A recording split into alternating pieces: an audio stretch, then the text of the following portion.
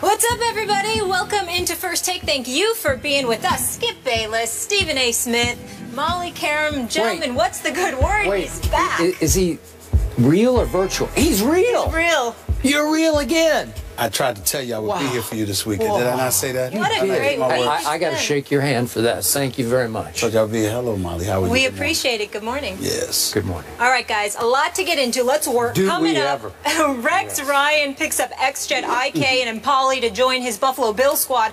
Is this the right move, and how will it all play out? Plus, the Yankees are no longer in first place after being passed by the Red Hot Blue Jays. Is Stephen A. finally feeling the pressure?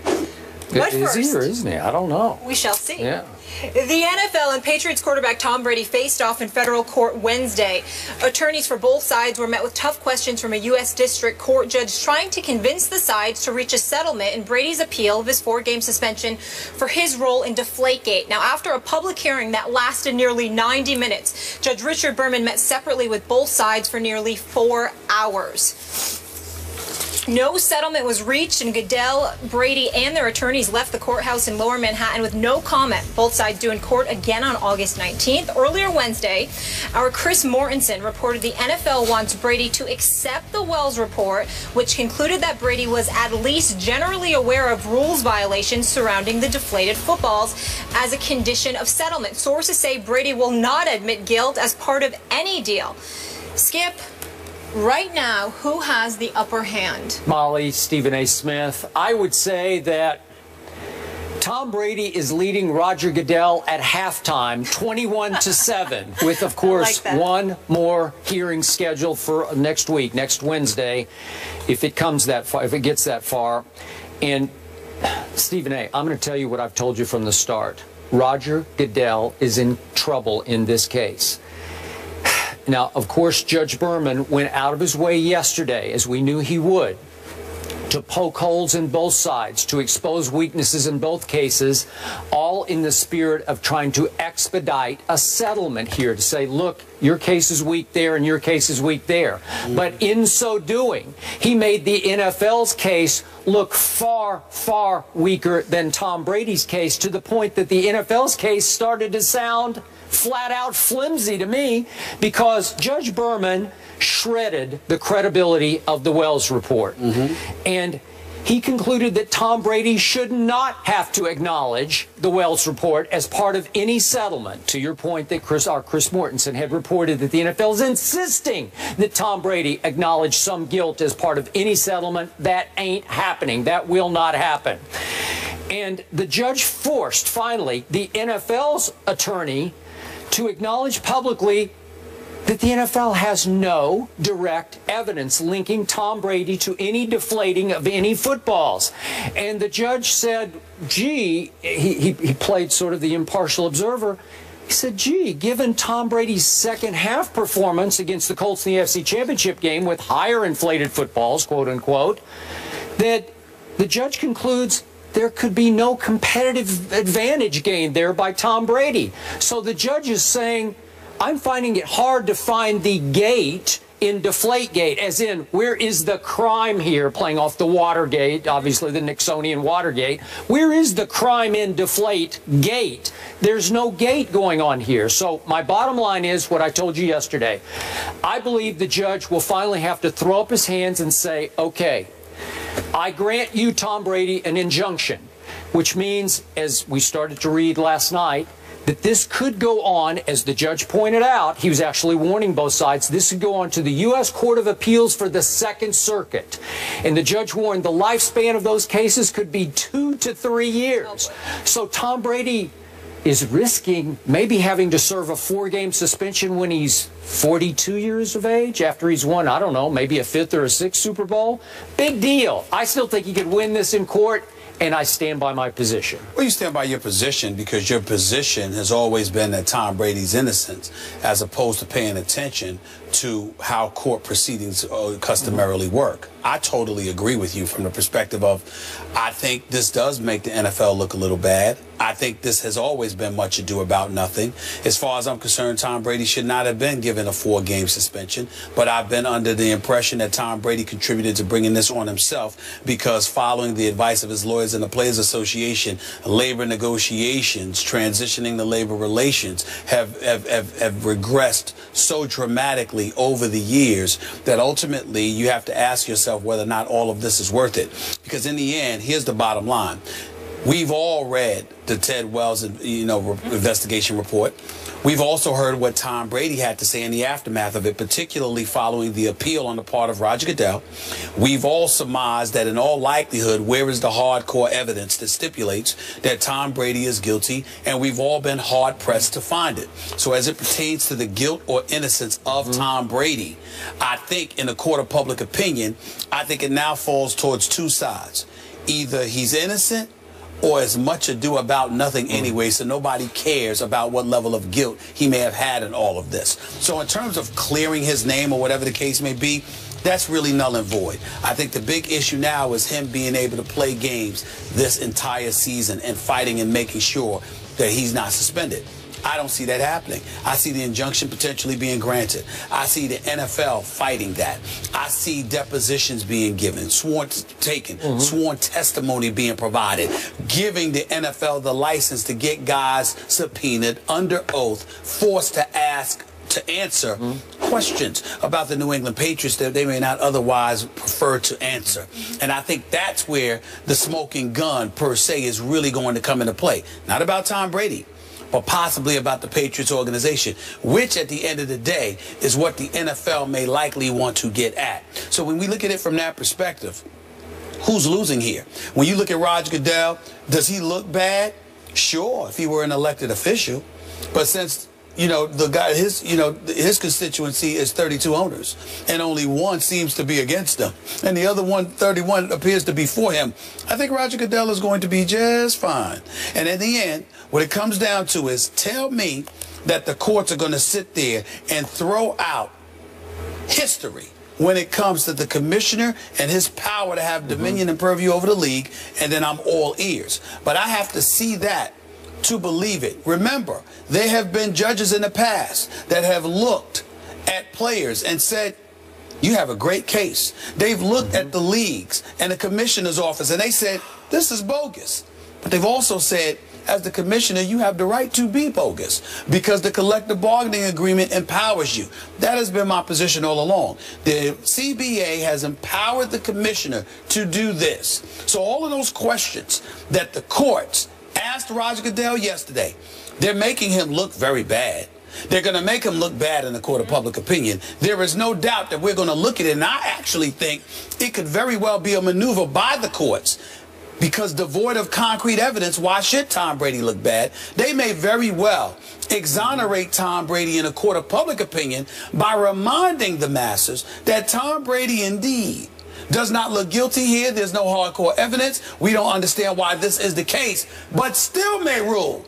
However, the commissioner does have the right to make this call, and we can't usurp his authority. They may do that. So they may cut the baby and whatever the phraseology is. Forgive me for that. I don't want to say cut the baby, but split it in half. Right. Split it in half. They may sit there and exonerate Tom Brady in a court of public opinion while still maintaining the commissioner's power. And in the end, all the commissioner cares about is maintaining his power. Would you concede at this point that Tom Brady is looking better and better? Would you concede that he's gaining back some of his tarnished reputation? Tom Brady has been looking better and better since he came out and explained the issue with the cell phone, even though, again, he had to revisit things in court, and the judge asked his lawyer about throwing away the cell phone. And Kessler's explanation wasn't that great. My point to you is Tom Brady has been looking better since that day. And not only that, we've looked at him and surmised there's something else that's going on here. He doesn't come across any longer as somebody who's lying for himself. He comes across as somebody who's trying to cover for someone else. That's how he comes across. So now, and that someone else could be a coach. That's maybe? right. That's right. So my point to you is that Roger Goodell in the NFL may very well want it to get to that point. You think so? In other words, they may not want it for Mr. Kraft, but they may want it like, you push this, y'all keep pushing this, you're bringing this on yourself. Okay. Because all he had to do was take the suspension. You know, y'all took the fine and the confiscation of a first and a fourth round pick. We wanted him to take this. He's not taking it. Okay. Y'all are bringing this on yourself. That could very well be what's going on here. Okay. We don't know. I will concede back to you, being completely objective here, to your early stance. Tom Brady didn't handle this correctly. He didn't cooperate fully. That the NFL scored only once yesterday, and you brought it up. Jeff Kessler did, he was sort of forced to admit, I guess, Tom Brady didn't handle it very well during. He could have handled it differently during the Wells interrogation or investigation. Which is what I've been saying all along. Okay, I give you and I grant you that much. But I said from 2 days after the Wells report became public, Tom Brady would fight this to the legal death. And I think you have to start to admire the way he's fighting back, because he is winning here. No, I don't. In all honesty, I mean, it's predictable what he's doing since he's allowed it to get to this point. I think Tom Brady, for the most part, has been a puppet of his lawyers and of the Players Association. I think they've been his puppets. Well, I'm going to tell you why. Okay. I think about the 9 lawyers on each side that showed up. I think about the union dues that these players pay, how their pockets don't go nearly as deep as that of the NFL. And I'm thinking about DeMaurice Smith with Kessler and those lawyers and all those billable hours. That's what I'm looking at. And I'm saying to myself, all of that for this, when Tom Brady, we're talking about Tom Brady. We ain't talking about Geno Smith. We ain't talking about E.J. Manuel. We ain't talking about Matt Flynn or somebody. We're talking about Tom Brady. Commissioner, I'd like to come up to New York and have a talk with you. Can we go and talk about this and handle that? It could have been handled. It didn't have to come to this. But their MO is to make everything into a legal issue. And because of that, you get everybody's back up and make this into far more of a fight than it should have ever been. Tom Brady had the cachet, the clout, the stature to handle this differently. And part of the reason that he has to fight like this is because he didn't handle it appropriately. I can't admire how he's fighting now when he put himself in a position to have to fight when it may not have come to that at all if he had handled it differently. Okay, but wasn't it clear to you from the start that Roger Goodell had picked on this golden boy quarterback to rebuild Rodgers' power and autonomy and credibility in the wake of the mishandling of Ray Rice and all the domestic No, because violence? I certainly don't believe that about Troy Vincent, and Troy Vincent felt the same way. I certainly don't believe that by a plethora of former and present NFL players who all felt the same way. We had Ryan Clark, who we all respect and continues to do an outstanding job for this network now that he's retired from football, just left the NFL last year and sit up here and said, to most of us, we've always looked at the Patriots as cheaters. We just looked at them as was that at Tom Brady or at the head coach? See, you can't parse, you can't rip it apart like that, Skip. When they're talking about the Patriots, they said the Patriots. Now, obviously, Bill Belichick is at the helm, and you get that he's the brain trust behind all of that, but somebody has to capitulate to it in terms of stuff being exercised. Like, for example, if the coach comes to you and says to you, they're going to do this, they're going to do this, they're going to do that, you trying to tell me at no time you don't know that they're spying on the other team? You don't know that they got other team signals? You don't know that they're figuring out what teams are going to do on the defensive side of the ball? When you look at some of the things that the Patriots were aware of, you're trying to tell me that Bill Belichick told them to do that, but none of the players had any idea, you know, how the information was being acquired? Of course, everybody is going to be assumed and presumed to be in on it. I'm not here to cast aspersions on the New England Patriots. As far as I'm concerned, they're an elite franchise. I love me some Robert Kraft. They're America's team. I'm just echoing what their contemporaries have said about them. All right. That is a fact. But the bottom line of what we have just seen happen here is that Tom Brady was convicted, widely convicted in the court of public opinion, as a cheater and a liar. Right. And he is slowly unconvicting himself. I don't Except that sketch. Except for the sketch. That was the only blow he took I don't yesterday. think he's slowly exonerating himself. I think he's already done it. I think that when we think about Tom Brady now, we don't think about him deflating footballs. We think about other folks being involved. We think about him just going out there and playing. We're thinking about a fight that the NFL, in concert with the Players Association, has allowed to span 8 months. And I don't care what anybody says. Y'all can sit up there and act like this is an aside and it is not a big deal. I consider Tom Brady, I want to echo, I'm going to reiterate what I said. Tom Brady, to me, regardless of how vehement he's fighting this, looks like a puppet for the lawyers and the Players Association, because it's going on 8 months, and I'm looking at a team of lawyers for the Players Association in the courtroom, and all I can think about is billable hours. Man, look.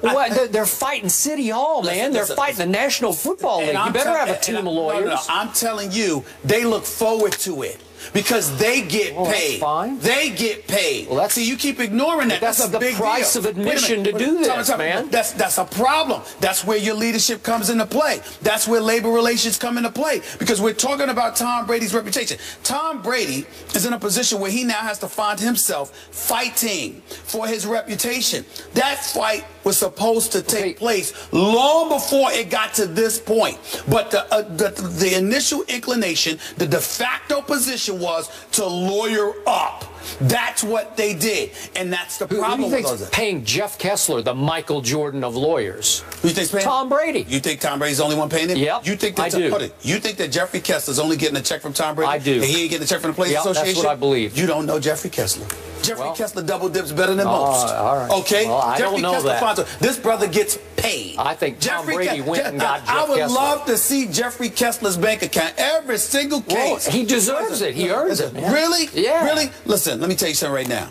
I respect Jeffrey Kessler because he's obviously a very, very competent man. That's why. But he also does a great, fantastic job of ingratiating himself with Players Association for various respective sports, where as a result, he ends up getting pizzazed. Okay. Okay. That's fine. He deserves it. All right. Okay. Can't blame him. Guess what, guys? You won't see Tom Brady tonight. That's winning? You can see him right here. Can we pull that picture up, please, that sketch for a second? Yeah, check it out.